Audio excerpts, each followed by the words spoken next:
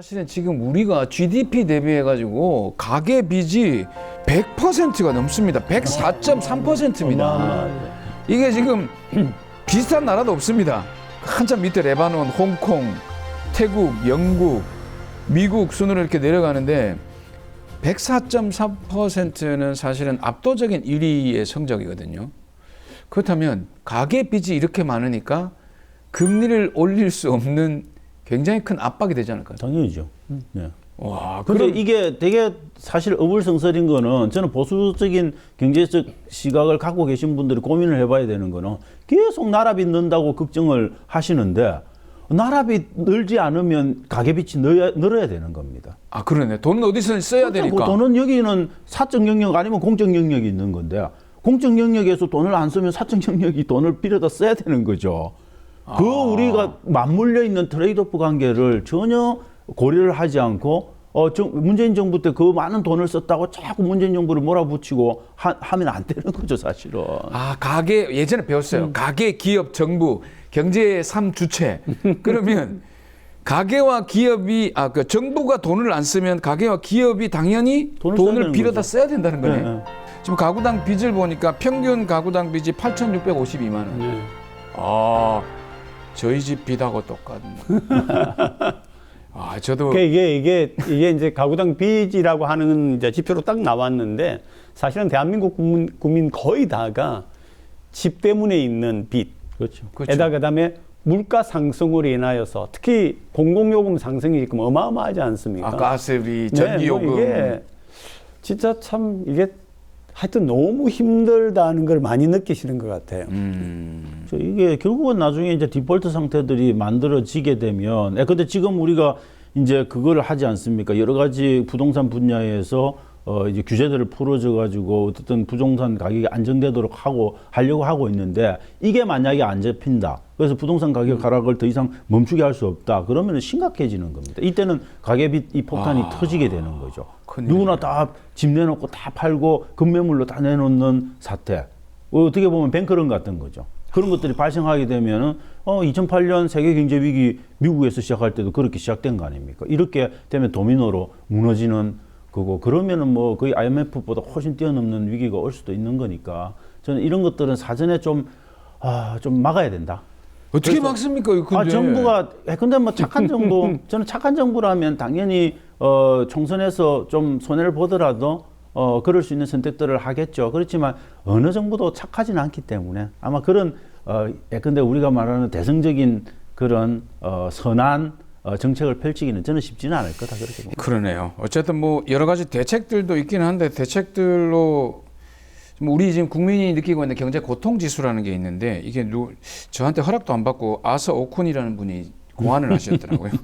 나는 이거 조사하는지도 몰랐는데. 이거 되게 간단한 지수입니다. 어떻게? 이거는 그냥 실업률에다가 소비자 물가 지수 더해서 나오는 아주 합산한 간단한 지수인데 이제 실업과 고용의 문제와 이제 물가의 문제가 서민 경제에서 가장 좀 체감도가 높은 거라고 실업이 보기 많아지고 때문에. 물가가 오르면 고통스러워진다. 그렇죠. 예. 그런데 우리나라 같은 경우는 지금은 저는 뭐 이제 지난 그 윤석열 정부 8개월간의 고용과 관련된 지표들은 그래도 대체로 관리를 잘 해온 편이라고 봅니다. 그래서 우리가 실업률이라든지 아니면 고용률이라든지 이런 부분은 그래도 다른 물가라든지 아니면 성장치 전망이라든지 이런 다른 경제 지표들에 비하면 건전한 상태에 와 있는데 이제 드디어 칭찬이 나왔습니다. 그 부분도 흔들리기 시작하고 있는 거죠. 그런가요? 그래서 경제고통 지수가 증가하는 이유는 저는 뭐 인플레이율 소비자 물가 지수가 증가하는 측면들도 있지만 실업이나 고용 측면에서도 굉장히 나쁜 징후들이 나타나기 시작했다 이렇게 봐야 되지 않을까 싶습니다. 저도 박수 칠 뻔했는데 참았어.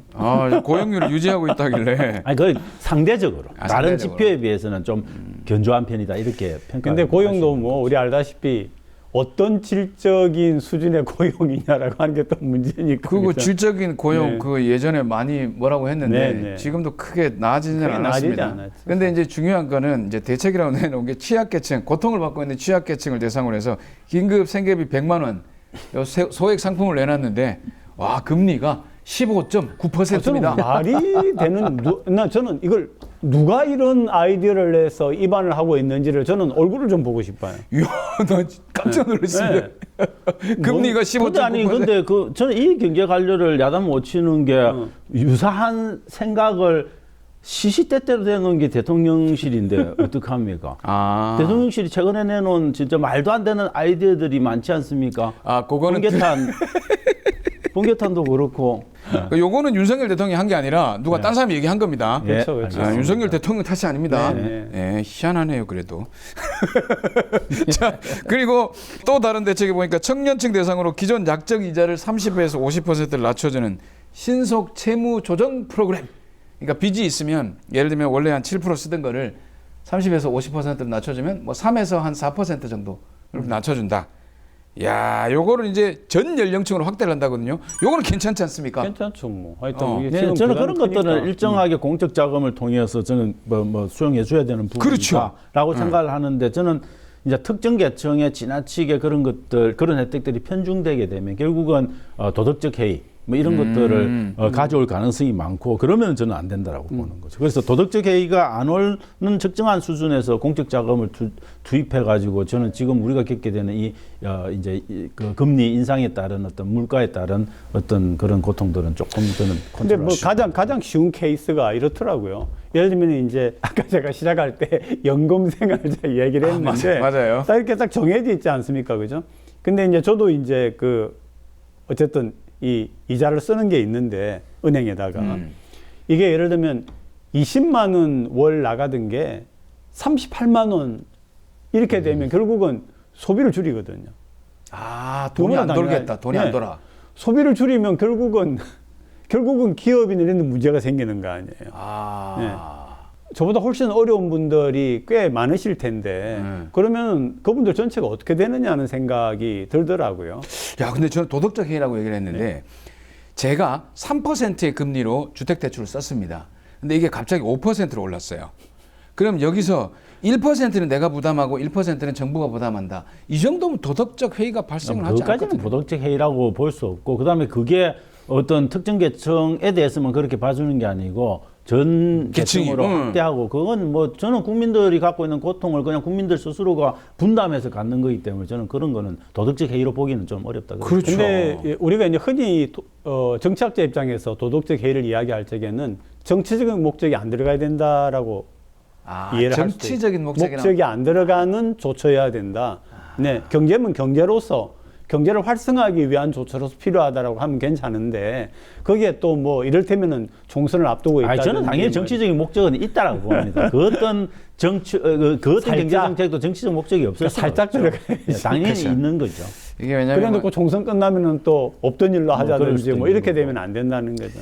근데 뭐 어쨌든 그 경제 부분에 있어서는 저희들이 이제 뭐 정리를 한번 해보자면 기본적으로 굉장히 어려운 상황을 맞이하고 있고 외신에서는 굉장히 우려스러운 눈길을 보내면서 기사를 쓰고 있는데 현재 우리나라 언론들에서 나오는 기사들은 그에 관련된 게 전혀 보이질 않으니까 우리가 느끼는 위험과 외부에서 느끼는 위험이 달라지니까 이게 굉장히 큰 위험으로 다가올 수 있다는 게 지금 그러니까 외부의 시각이 객관성이 높거든요. 그러니까 네. 그걸 우리가 조금 더 알아야 된다는 점에서 우리가 지금 얘기를 하고 있는 거죠. 그렇습니다. 네. 우리 지금 현재 굉장히 좀 안타까운 이 경제 현실에 대해서 쭉 얘기를 풀어봤는데 한 줄 평으로 마무리를 한번 해보겠습니다.